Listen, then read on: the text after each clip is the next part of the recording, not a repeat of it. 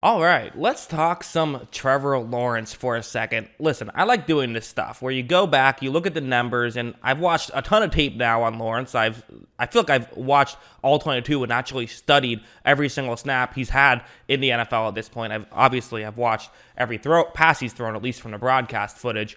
But sometimes you can miss some stuff. So I think it's interesting and important to not just focus on film, although that's the best way to learn about a player.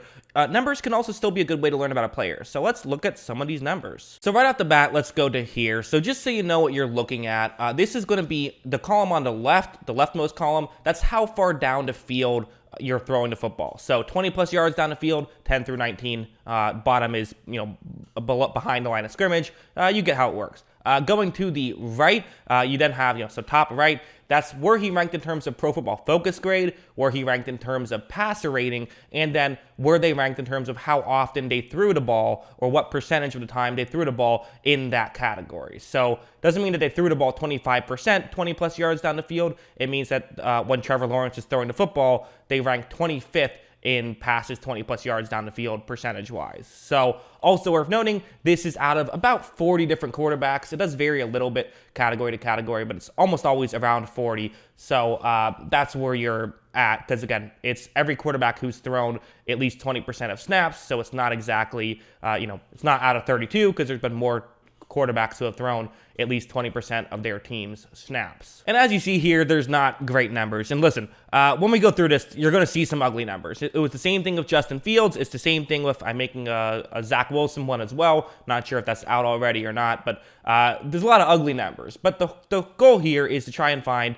where are the numbers the best. So if you look at Pro Football Focus grade, really the only one that stands out, in same thing of passer rating, is going to be behind the line of scrimmage, which at that point, I almost feel like it's just, okay, there is a difference. Guys can be better or worse at screen passes, but it's very minuscule. Like, the difference between a great screen pass quarterback and a horrible screen pass quarterback is not that different. So, okay, at least you're doing something well, but not really that spectacular. There's not a lot of great here. The best area that he's been in has been the 10 through 19 range, which makes sense. He has that big arm.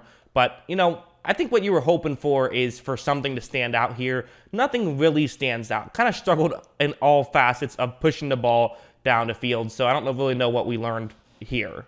I guess the one thing we have learned is, if my theory is correct that a big chunk of why Lawrence has struggled has been the receiving core failing to get open, then this does check out, because it's not like it's working some areas and not working in other areas. It's just not working, period, which to me does kind of speak to it's a problem with everything. It's not just a problem with Lawrence, because, if it was just a problem with Lawrence, there'd probably still be some area they were able to scheme stuff open. That hasn't really happened for the Jaguars. This is kind of interesting. This is another not great stat that he'll have to work on, which is he has the fifth most percentage of pressure where a quarterback shares some responsibilities. So basically, he creates pressure.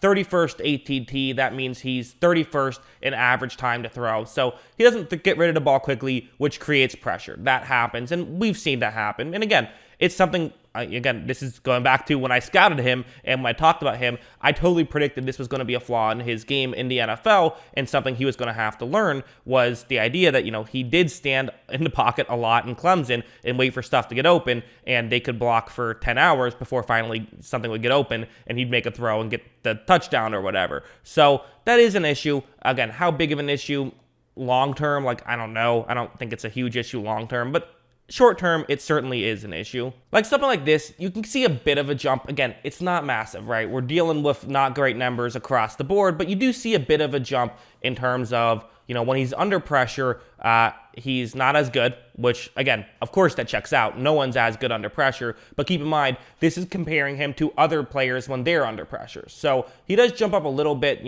3 spots in both PFF grade and in passer rating when he's kept clean. So there's a small improvement there. And also when he's blitzed, there's a decent improvement. He goes from 40th in PFF grade, which is horrible. I believe that's out of 41 players, to 33rd, where, that's at least you're getting competent when he's not getting blitzed, when he's getting kept clean. You're getting okay quarterback play. You're getting solid quarterback play. You're not getting the mess that you get when he is blitzed, quite frankly. And I think a big chunk of that is literally he just holds on to the ball for too long. And again, a big aspect of this has to be mentioned, that yeah, you're going to hold on to the ball for too long when guys aren't getting open. Like, that's going to happen, and that's what young quarterbacks do, and that's what, old quarterbacks do. Again, look at Tom Brady against the Saints. He held on to the ball for a while because there was nothing open, and he's someone who's notorious for getting rid of the ball quickly. I think this is the most promising thing about Lawrence, because you see that I keep talking about, okay, he's holding on to the ball for too long. What happens when he gets rid of the ball quickly?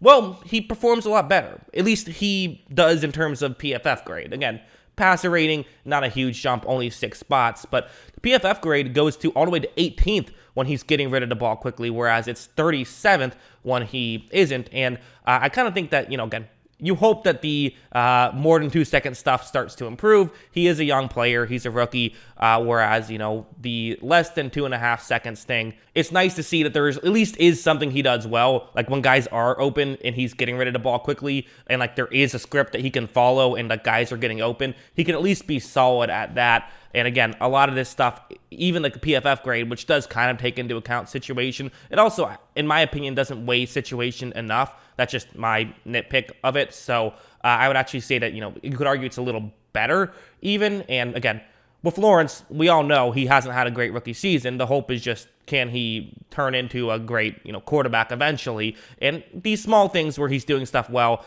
that's where you kind of start to get some hope. Finally, this is a bit surprising to me, the play action versus no play action stuff.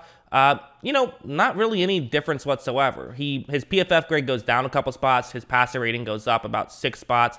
Nothing too crazy. I would have guessed he does a lot better when there is play action, just simply because, James Robinson is a really good running back, even though Urban Meyer hated him. He is a good running back, and you can get some stress on the opposing defense there. They don't run play action as much as other teams as well, so you think that would make it go up even more. But no, it stays about the same either way, so there's no real jump from play action to no play action. So don't really know what to make of that, but that was something that surprised me a little. So yeah, listen, there are some people who are willing to say, like, okay, is it time to call Trevor Lawrence a bust yet? Are we using the B word when it comes to Trevor Lawrence? I think that's a little silly. I've seen way too much good from Trevor Lawrence in college, and even in the NFL, he's had some good moments. Like that Cincinnati game was a very good moment. He's had some impressive games in the NFL. The few times we have seen things go well, to call him a bust because he's had a disappointing season with a horrible situation around him, it would be just silly to me. Situation does matter. Receivers matter a lot. It's, in my opinion, the most important thing you can do to a young quarterback is get them receivers they can throw to. That helps their development so much, and the Jaguars have done a poor job of doing it. They've tried. They've gone out. It's not like they haven't put resources into that position.